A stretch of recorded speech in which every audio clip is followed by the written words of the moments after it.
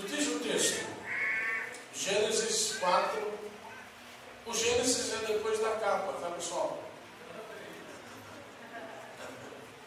É fácil, é fácil. O Gênesis é fácil de encontrar. E aconteceu, Gênesis 4:17. E aconteceu Caim, e conheceu Caim a sua mulher, e ela concebeu e teve a Enoque. Ele edificou uma cidade e chamou o nome da cidade pelo nome de seu filho Enoque. E Enoque nasceu Irade. Irade gerou a Meujael. Os nomes bonitos aí para quem está esperando bebê, viu? E Meujael gerou a Metusael. Metusael gerou a Lameque. E tomou Lameque para si duas mulheres. O nome de uma era Ada e o nome de outra era Zila. E Ada teve a Jabal. E este foi o pai dos que habitam em tendas e tem gado. E o nome do seu irmão era Jubal. Este foi o pai de todos os que tocam harpa e órgão. E Zila também teve a Tubal-Caim, mestre de toda obra de cobre e de ferro. E a irmã de Tubal-Caim foi Naama. E disse Lameque às suas mulheres, Ada e Zila: ouvi a minha voz, ouve a minha voz. Vós, mulheres de Lameque, escutai o meu dito, porque eu matei um varão por me ferir, e um mancebo por me pisar. Porque 7 vezes Caim será vingado, mas Lameque 70 vezes 7. E tornou Adão a conhecer a sua mulher, e ela teve um filho, e chamou seu nome Sete, porque disse ela: Deus me deu outra semente em lugar de Abel, porquanto Caim o matou. E a Sete mesmo também nasceu um filho, e chamou seu nome Enos. Então se começou a invocar o nome do Senhor. Amém. O homem, pode sentar. O homem está expulso do jardim. O homem, Adão, Eva, pecaram contra Deus, sabemos a história. Está expulso do jardim. O homem passa da dispensação da inocência. Agora o homem vai viver sobre a sua própria consciência, sabendo o bem e o mal. Não é preciso raciocinar muito, é só ler a Bíblia para entender que o homem se inclinou para o mal. E o homem agora começa a viver pela sua própria consciência. No capítulo 4, versículo 1, o texto diz que nascem os 2 primeiros filhos de Adão e Eva. O texto diz que um dos filhos era um pastor. Era um homem que amava cuidar das ovelhas, das coisas simples, que amava se doar, lutar para cuidar das ovelhas. O outro era um lavrador. E o texto diz que esses homens, filhos de Adão e Eva, escutam dos seus pais o que Deus tinha feito no jardim. O sacrifício que Deus fez para o cobri-los com pele de animais.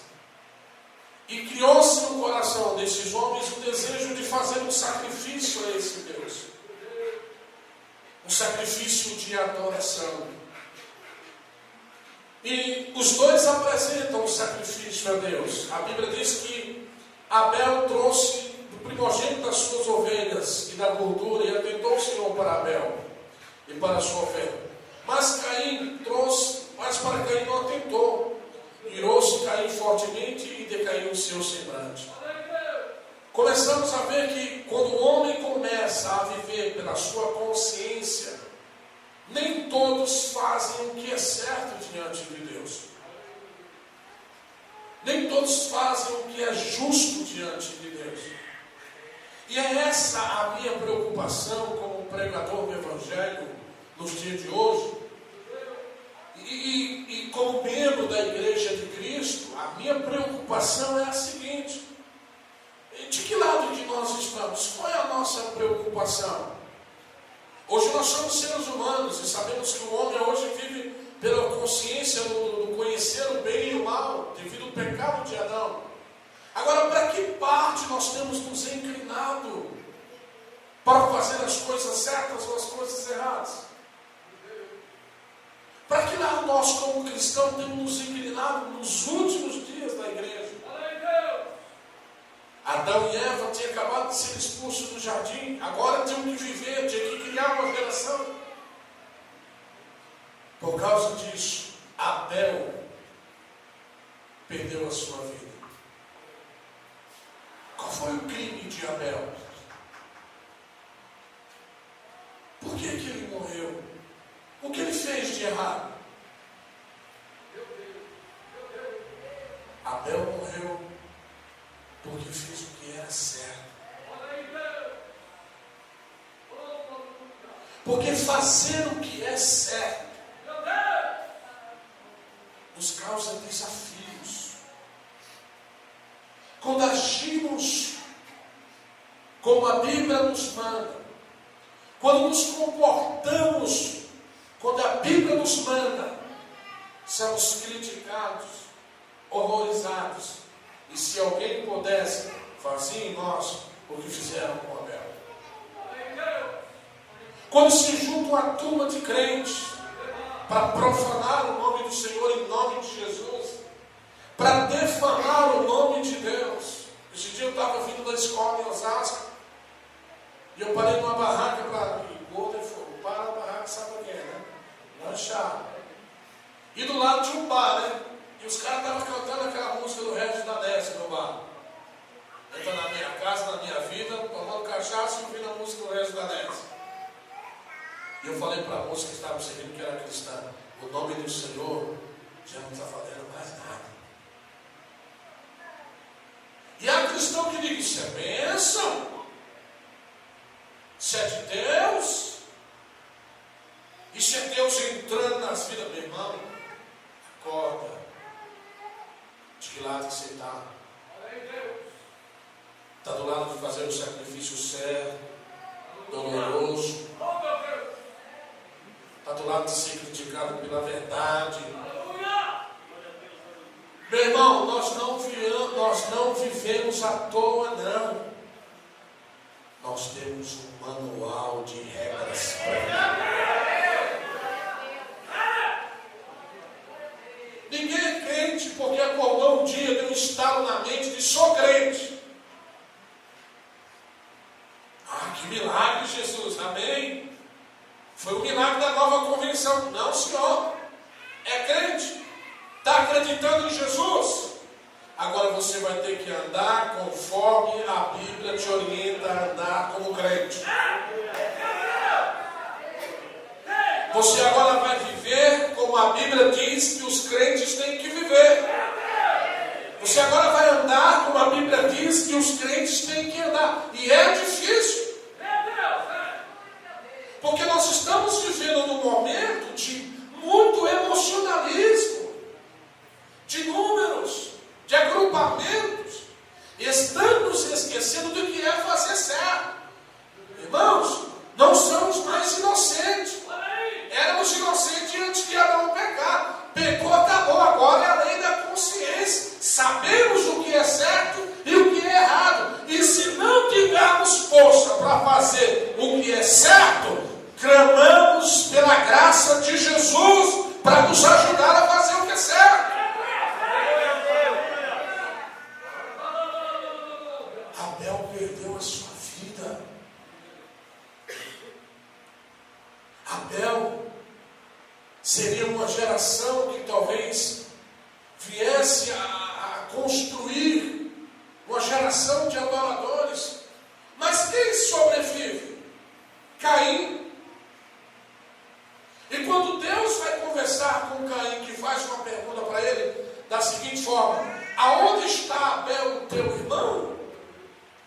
Sabe qual foi a resposta de Caim para Deus? Sou eu o guardador do meu irmão? É essa geração que se cria no dia de hoje. Uma geração que não conhece Deus. E que que são mal criados na sua oração, sem saber falar com Deus. Achando que Deus é qualquer pessoa. Sente aqui, Deus. Faça isso agora por mim, Deus. Estou nos teus pés, viu, Deus? E daí? Sua obrigação está nos pés de Deus. A minha, nossa. E Caim falou assim: não tem nada a ver com meu irmão. Não tinha matado meu irmão. Não tem nada a ver. Deus, não sou o matador do meu irmão. Não tenho nada a ver com isso. Não errei. Parece alguns crentes orando, né? Não tem nada a ver com isso. Problema meu. Era essa geração que estava se criando fora do jardim. E Deus dá um castigo em Caim. Ele coloca um sinal. A Bíblia não diz o que é, então não podemos inventar. Não podemos dizer com certeza o que a Bíblia não nos mostra com clareza. Mas esse homem ficou marcado por Deus. Mas entender o contexto, não sabemos a marca, mas o contexto que ia acontecer com Caim, Caim foi tão desprezado na raça humana que ninguém poderia matá-lo. E o pior medo do ser humano é ser ignorado. Quem gosta de ser ignorado? Você chega num lugar e todo mundo... Hã? Você chega e ninguém te dá atenção. Quem gosta? No meio da família, você chega numa festa de família e todo mundo disfarça. Era isso. Caim chegava, não era digno nem de morte. Caim poderia fazer o que for. Deus o isolou da raça humana. Esse Caim, se não pode criar-se uma geração de Abel, porque Caim matou, cria-se uma geração de Caim. E quando nasce o primeiro filho de Caim, o que é que faz Caim? Ele edifica uma cidade, sua geração cresce. Ele edifica uma cidade e coloca o nome da cidade e o nome do próprio filho. Que geração era essa que estava se gerando? A geração do orgulho e do ego. Conhece por aí, não, hoje? Hã?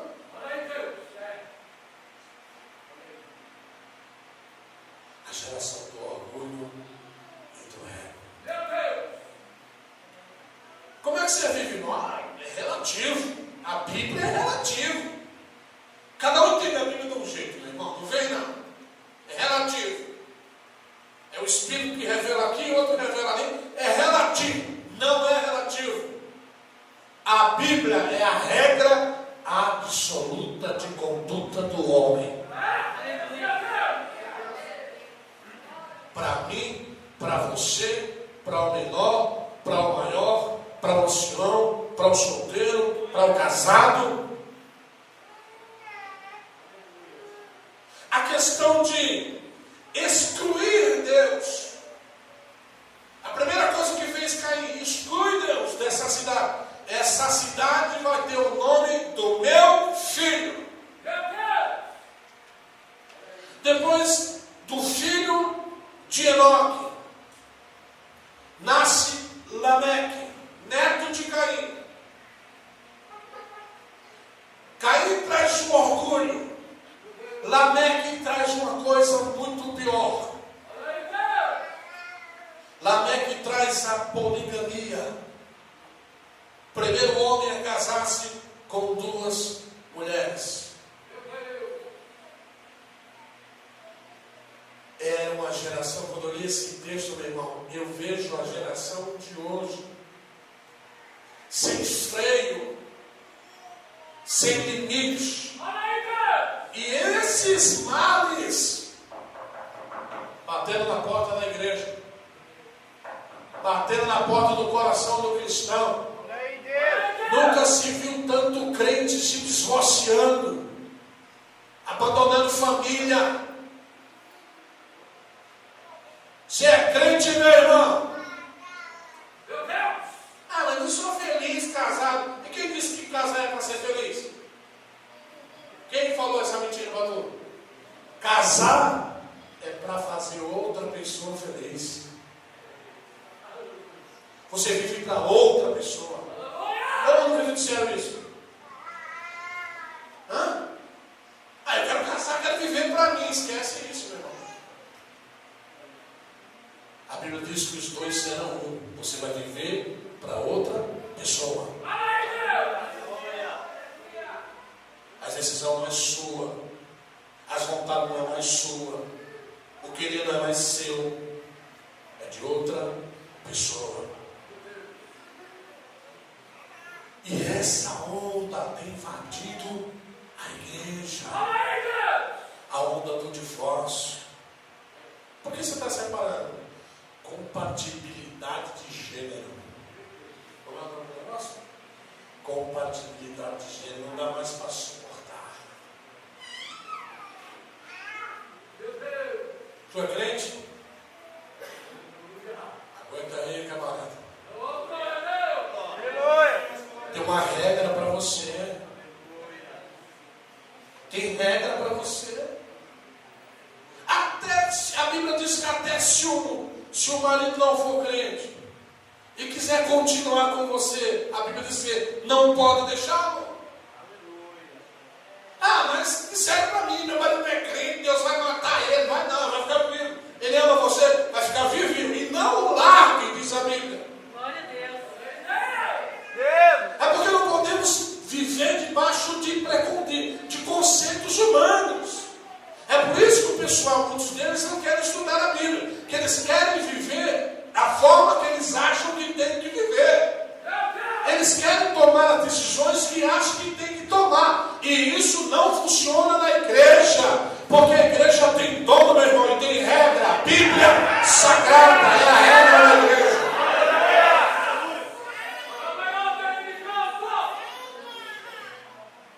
E sabe o que fez Lameque? O primeiro? Um casal com duas mulheres. Olha a geração. E é dó, quando a gente vê a vida de Abel, viveu tão pouco. E a gente sabe que o que viria de Abel seria coisa boa.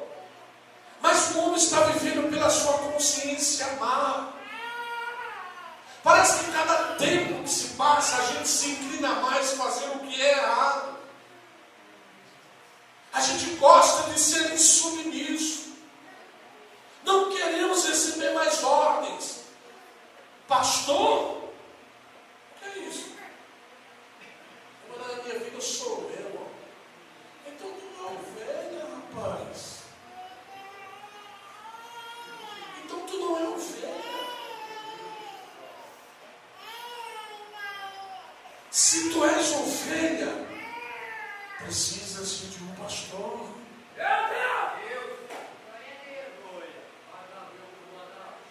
A insubmissão, a irreverência, a decisão própria.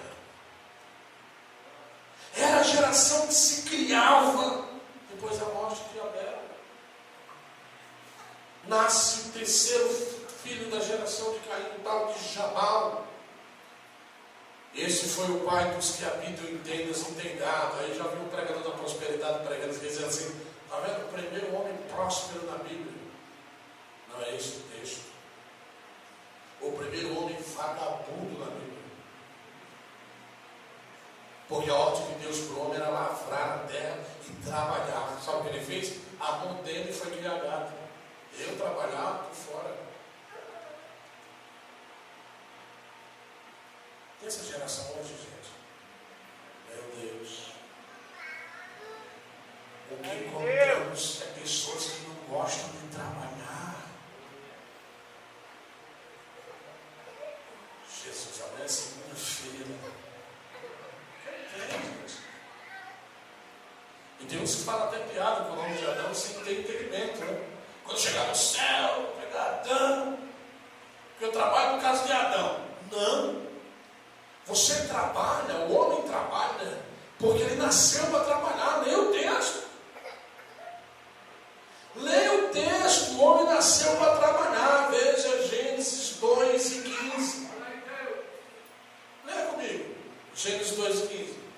Para se você tem esse entendimento, parar com esse entendimento. Leia Gênesis 2 e 15. Eu estou terminando aqui. Gênesis 2 e 15. Leia em voz alta, por favor. 1, 2, 3.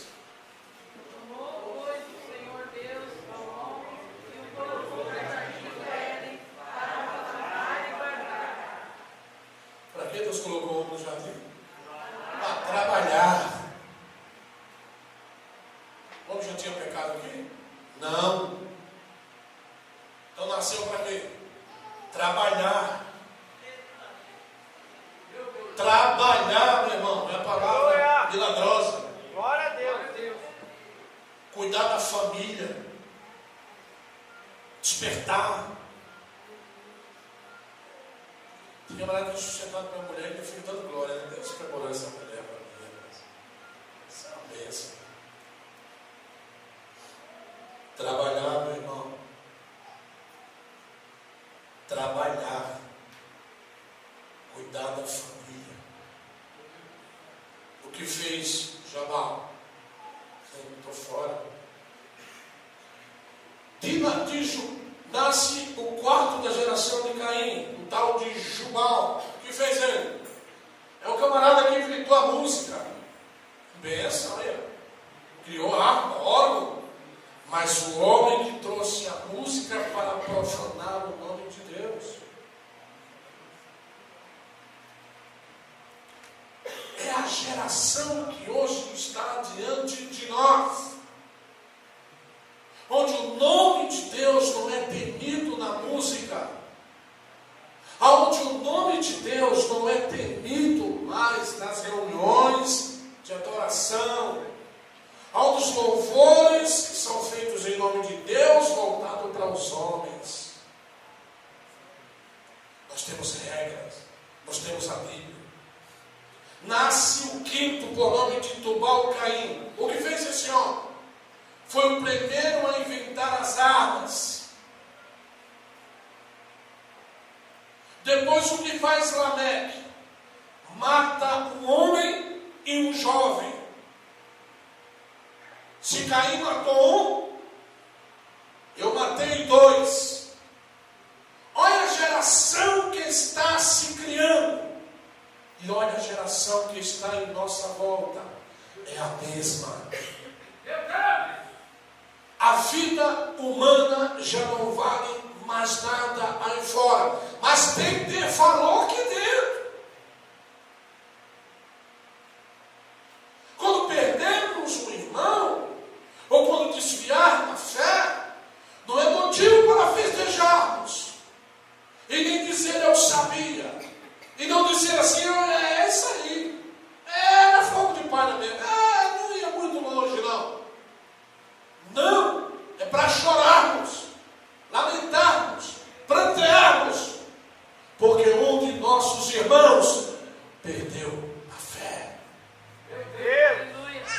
Mas Lameque não, se Caim matou um, eu matei 2, e se Caim vai ser julgado, eu vou ser julgado 70 vezes. Era uma geração confusa que tinha começado a se gerar, porque Caim matou Abel.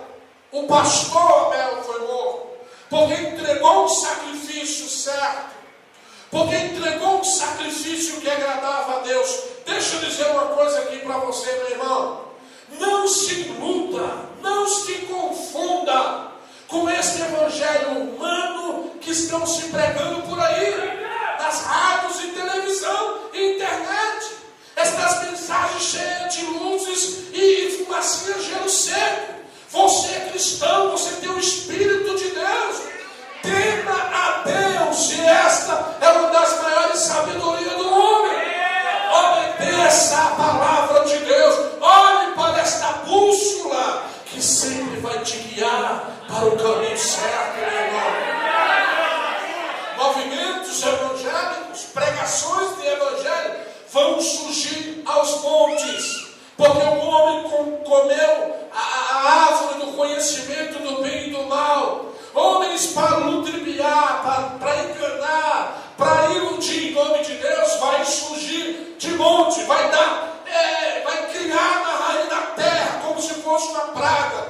Mas eu quero dizer uma coisa para você: olha para a Bíblia, olha para Deus, olha para o teu Senhor, obedece os ensinamentos de tua igreja, obedece os ensinamentos do teu pastor, obedece os ensinamentos da Bíblia. Ora a Deus antes de tomar qualquer decisão, antes de participar de qualquer movimento. Pergunta a Deus, pergunta a Cristo, analisa na Bíblia se isso é certo ou não.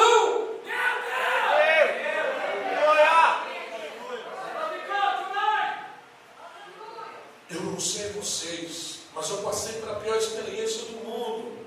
Eu fui pregar em São Paulo numa semana, era passeata gay. O metrô fica um inferno. Na outra era a marcha para Jesus. O mesmo inferno.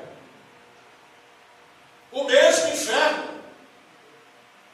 Meu amado irmão, vamos olhar para a Bíblia. Ah, mas eu acho. Crente não vive pelo que acha. Aleluia! Se eu fosse viver pelo que acha, eu acho que eu preciso de 5 mil reais esse mês. Eu acho que eu preciso de um carro novo. Eu acho. Não vivemos pelo que acha. Não vivemos pelo que achamos. Vivemos pelo que é certo. Deus! Glória a Deus! E o que é certo é o que a Bíblia nos diz que é certo. Jesus pegou 70 discípulos, mandou de 2 em 2, organizado para ter fruto, e não uma faca no olho, organizado para ter resultado. A geração está turbulenta,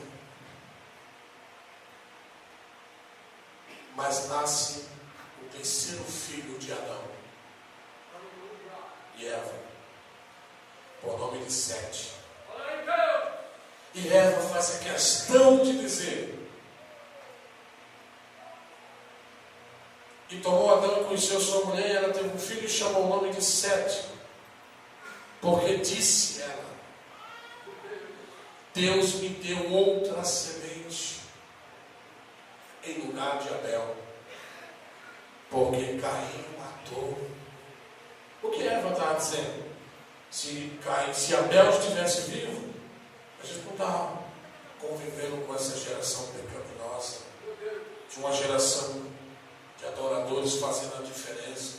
Mas agora Deus lembrou de nós e nos deu outra semente no lugar de Abel. E quando nasce Sete, e nasce a primeira geração de Sete, o primeiro filho por nome de Enos, a primeira coisa que Enos faz é invocar o nome do Senhor. Aleluia! Glória a Deus! Glória a Deus! É essa geração que precisa aparecer. A geração que diz: não, está errado. É Deus que é grande. Ah, mas fulano, rapaz, é tremendo. É Deus que é tremendo. Ah, mas aquele homem merece. É Deus que merece. Não, mas aquela pessoa faz. É Deus quem faz. Aleluia! Está faltando essa geração que invoca o nome do Senhor. Unicamente o nome do Senhor. E não o nome de homens, e não o nome de denominações, e não o nome de segmentos do Senhor. Os que são apaixonados por Ele, os que o amam de verdade, as pessoas que adoram a Deus não em troca de nada, mas o adora porque Ele é o verdadeiro único Deus. Depois de muitos anos, a Bíblia não relata, mas lendo um texto de gerações, muitos anos, sem invocar o nome do Senhor, Ele nos dá o primeiro passo e invoca o nome do Senhor. A geração de Sete cresce, era uma geração de adoradores. Pessoas que adoravam a Deus com prazer.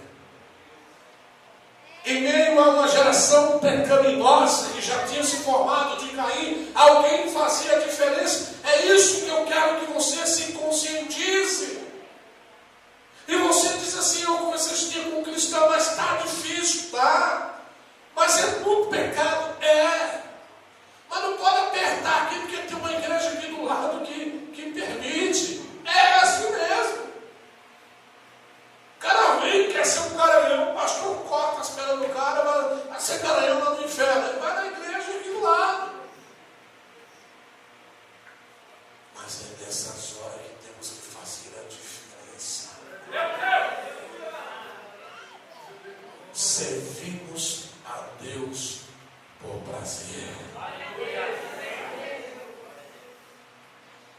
prazer.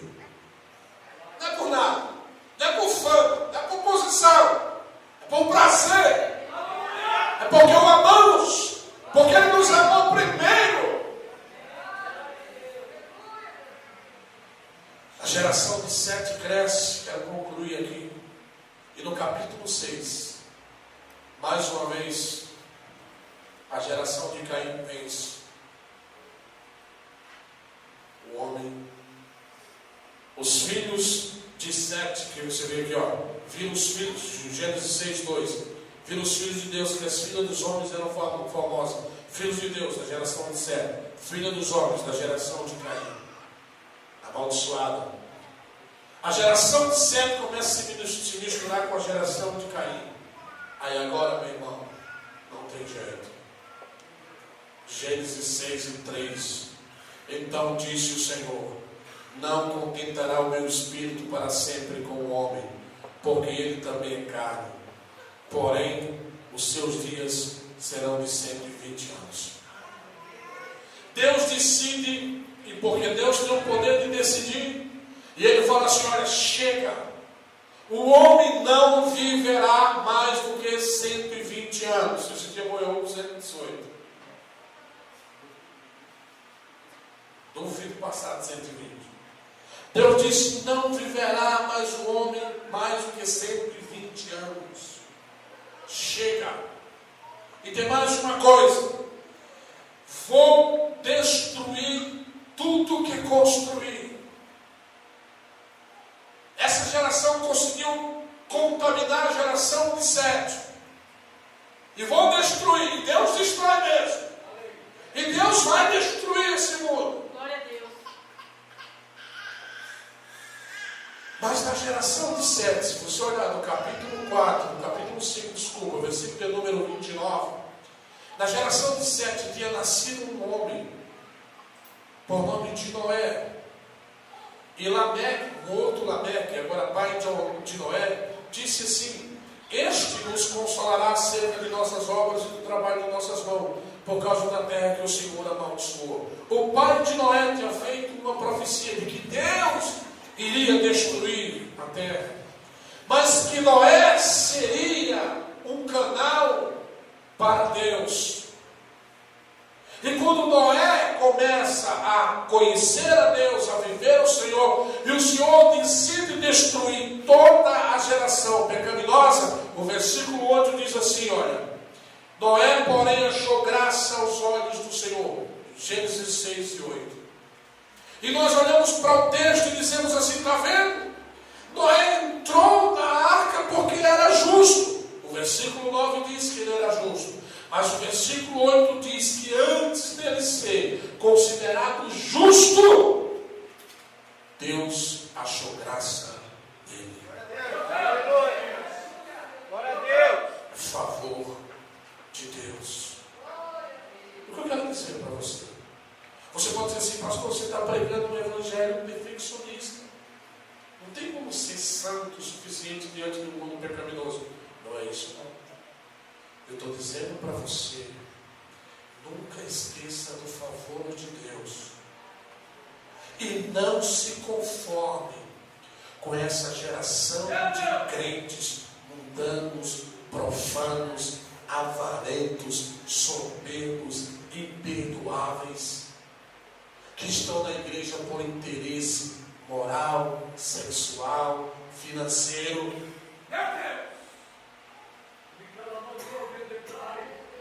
Não se conforme. Glória a Deus. Peça a Deus: dá-me da tua graça. Aleluia. Me deixa viver debaixo do teu favor. E Deus disse assim: Noé, faz uma arca porque já deu. Vou matar todo mundo. Faz uma arca. E mesmo assim Deus deu uma chance para a raça humana.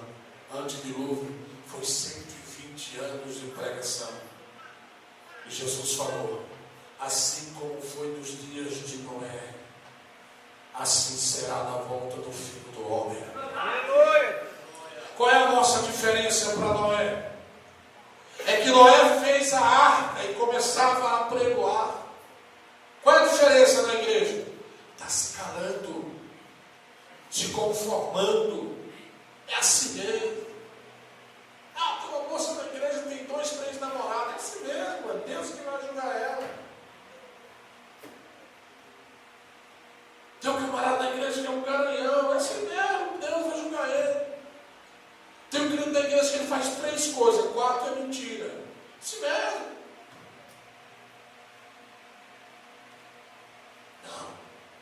Não é assim mesmo. Está errado. É contra os princípios de Deus. É contra a sua ordem divina. Está errado. Não é assim mesmo. E Noé está pregando. E qual era a dificuldade daquela geração pecaminosa acreditar na pregação de Noé? É que eu nunca tinha chovido.